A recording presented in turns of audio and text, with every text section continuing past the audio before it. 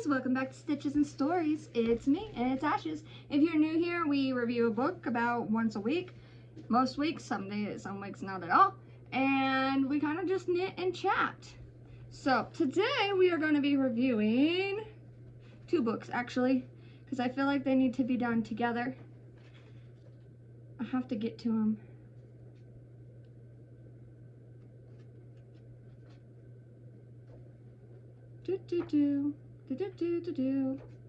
We're going to be reviewing the first two books in the Crazy Rich Asians series. I am going to share this video with someone who I had a conversation with regarding these books, because I'd like to see if she puts her input in the bottom, because we have two totally different ideas and views on these books.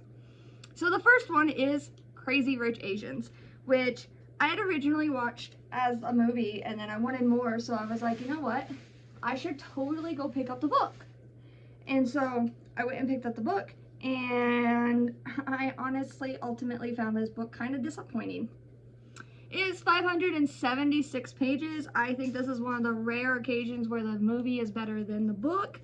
Genre is contemporary and domestic life fiction, Asian and Pacific Islander life. It's in fiction. It's written by Kevin Kwan, and it was published in 2023. Themes include class divide, cultural differences, and family hazing. So, honestly, I'm glad I had watched the movie before I read the book, simply because, A, I don't know if I would have watched the movie after reading the book, and B, it really helped me keep track of the names. There are so many name drops in this book, like crazy. Their family is huge, and I don't think I would have been able to keep track of all the cousins if I hadn't watched the movie. Not even just the cousins, but the aunts too. I'm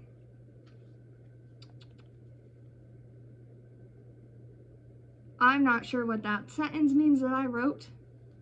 We talked about name dropping. It is less clean than the movie. The movie has this very sweet romance kind of vibe. This one, not as much. It's more drama.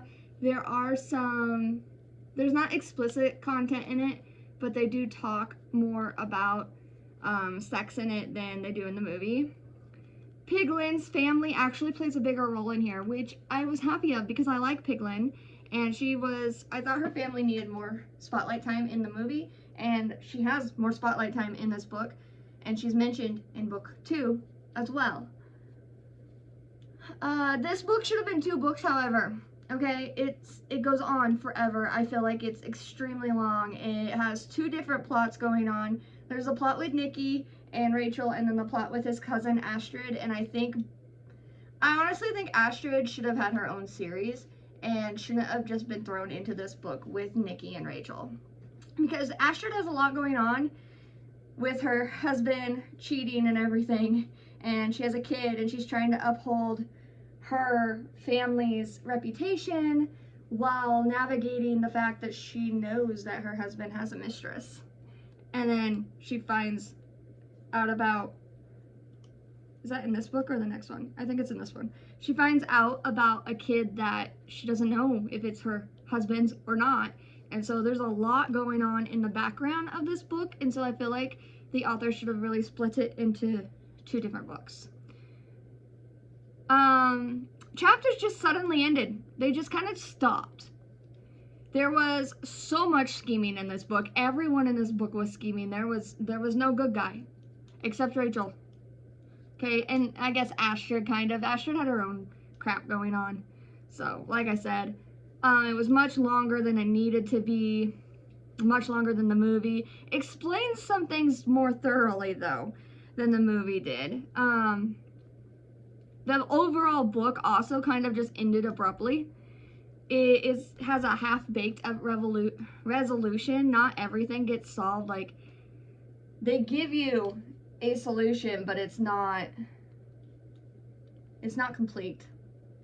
Okay, like, Nick does ultimately choose, this isn't really a spoiler, it's the whole concept of the series, guys, but Nick does ultimately choose Rachel over his family, but then they only tell you partially of how their family reacts, not fully. And I think the reason behind that was that I think Kwan was going to explore that more in the second book. However, the second book is less about that. So, I picked up the second just to see if I would enjoy it better, since I didn't know the story of the second. I already knew the story of this one, and I really wanted to see more reconciliation between Nick and his family, and to see how his family, and because his family is full blown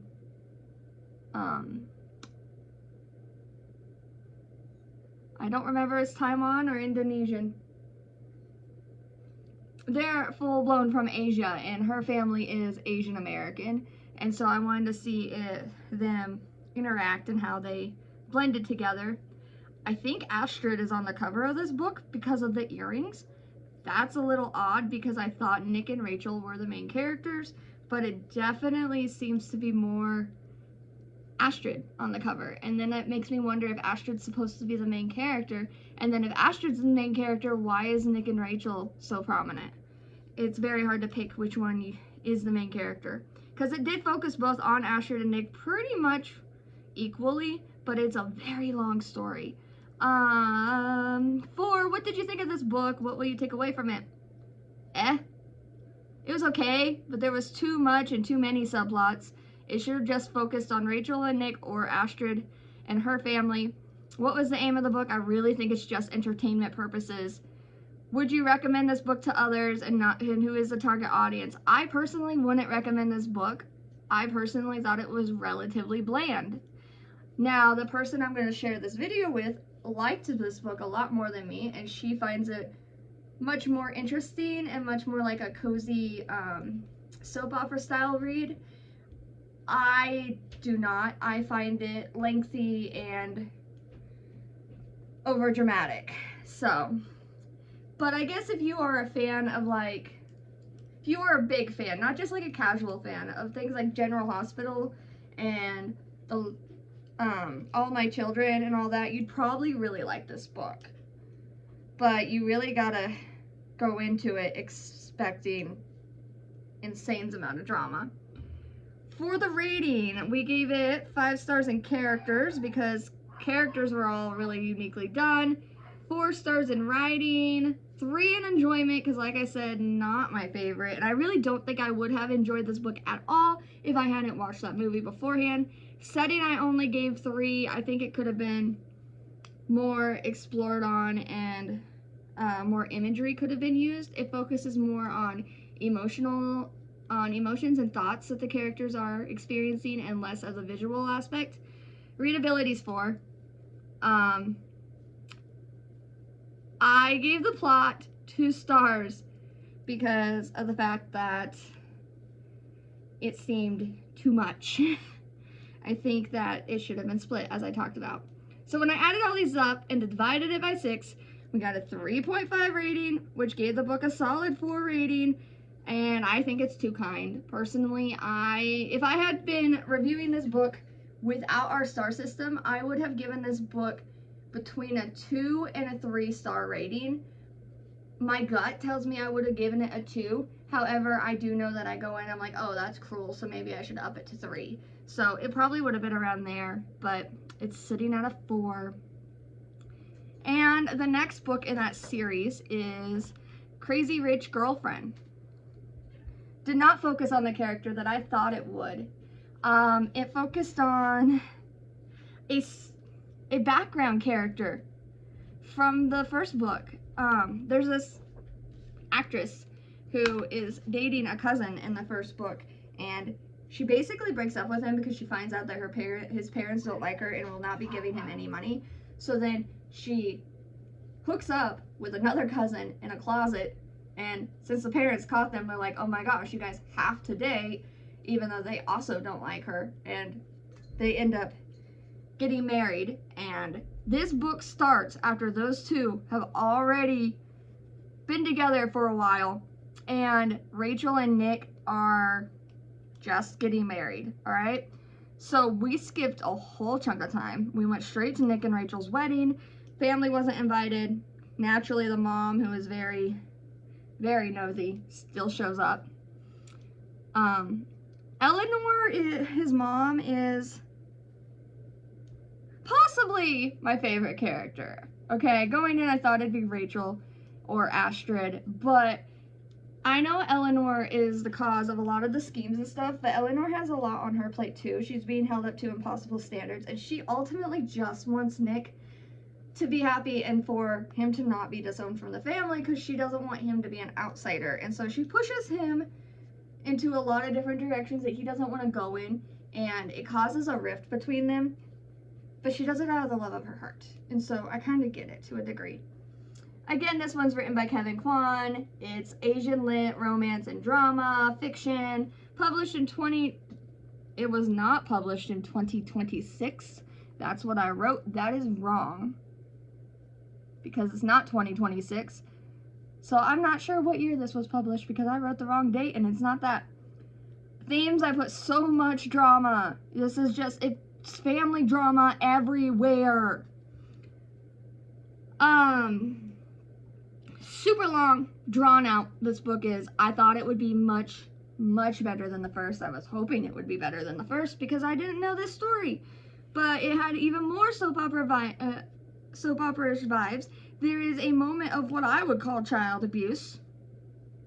They technically don't call it child abuse, but in my opinion, locking your kid into a room or a closet and not letting them out for absolutely any reason just because you're mad at them classifies as child abuse. And if I remember right, it's in a dark closet. He didn't even have light, and there was a nanny positioned outside the door to make sure he didn't leave. That's wrong on so many levels, okay? Infidelity is a main theme in here, mental illness, which deals with depression and personality disorders. There are too many footnotes and translations in this book, okay? I think the author should have just allowed readers to discern some of the Asian words and some of the terminology that's not Asian, just from context, because it was like every third or fourth sentence there was a footnote about a word, like explaining something about that particular sentence, like they did this because this, or this means this and this. For translations, you could have made a glossary, and for footnotes, it was just freaking distracting. Okay, it was too drawn out. It should have been 2 books, all right? Because honestly, it had enough plot for 3 books. Because you had Astrid's story in this one, you had Nick and Rachel's story in it, and you had the girlfriend that's an actress who is spending money that she doesn't really have but kind of has. It's complicated. Again, very soap opera-ish. I've said that on here like 3 times. I wanted to like it, but I didn't, and it ultimately made it where I really, really don't think I'm ever going to pick up the 3rd book. I don't want to read the 3rd book. I was talking to the friend of mine who likes this, and she says that she thinks the 3rd book is supposed to resolve everything. And maybe it does, because it is the last book in the trilogy, so maybe it does, and maybe I should pick it up. But if I pick it up and I get 25% of the way through that book, and I'm feeling the same way I did about this, you can bet your bottom dollar that I am going to DNF it. Okay, I ultimately determined that the movie of this series was better, and I kind of wish they had made the 2nd book into a movie, because maybe I would have enjoyed it better than the book. Rachel in this book pissed me off, okay? In the 1st book, she's very down to earth. She's not materialistic. It is like her entire character shifted in this book. She now knows, and I know that she's been with Nick for a while now, and she knows about the money and stuff, but she's now very aware of prices. She doesn't mind wearing the expensive dress to a party. She talks more preppy and socialite-ish, and it was just a completely different vibe than from the 1st book. And yeah, she is trying to find her birth father and her birth family in this book and trying to relate to Nick's friends and cousins, but it really felt like she was sacrificing herself for the sake of his world, and I did not like that at all. Okay, I wanted Rachel to stay Rachel, and I wanted Nick's family to get more down to earth, and not Rachel becoming more, well, not Rachel getting a Grease issue. If you've seen the movie Grease, where Sandy just up and becomes what everyone, the kind of girl that everyone expects her boyfriend to date, that's what she does in here and what Rachel does, and I don't like it. I'm not a huge fan of that. So this book is rated low, and again I think it's too kind of a rating, okay? Characters in here were 4. They didn't have nearly as much development as in the first book. Writing was 1. Writing was 1 because of the footnotes and the translations everywhere. It was so distracting. Like, why did he change his style for this book? Why didn't he do the original style for the first book? There was still footnotes and some translations in there, but they weren't like every 3rd sentence. Enjoyment was 2. I really, really, really wanted to DNF this book, but I kept giving it and giving it and giving it more chances. Setting was 3. It was kind of just there. It was in a town, a city, but it was kind of just there. Readability is 2 because distractions everywhere. Plot was 3 because there was so much plot going on that it was kind of hard to keep track of everything. And when I added it all up and divided by 6, it got 2.5, which rounds it up to 3. And I think that is too kind. This book, to me, if I wasn't doing this, would be a flat out 1-star rating for me. And I rarely do that, but this one would be a 1-star for me. But because of the system we're using and the fact that we are trying to use it to remain fair, it is at a 2.5, which means a 3. So will I pick up the 3rd book? I doubt it. I might when it gets like colder out and there's winter coming and I'm stuck inside for ages. Maybe I'll pick it up because it's a nice long read. A long, cozy drama read, but drama isn't what I look for in books, and this is soap opera. This is a written soap opera, is what it is, okay? What did you think of the book? Didn't like it. What was the name of the book? Entertainment. Would you recommend this book? Not really. And that, my friends, is where we end with the Crazy Rich Asian Saga. Sadly, not the best and nicest review. The next book that we will review is X Marks the Spot by Gloria, I think it's Chao, C-H-A-O. Okay, it is a YA coming of age, Pacific Islander and Asian book. I'm trying to read more Asian lit because of the fact that I really want to write a twisted fairy tale retelling of Mulan. And I have the plot, but I want to make sure I handle the characters appropriately and that I don't offend anyone. So I've been reading more Asian lit. Obviously, the first 2 I did not like. The next one I did like a lot better. And so tune in next time, guys, to find out more about X Marks the Spot. And I will, of course, link it down below. And I hope to talk to you guys soon. Bye, loves.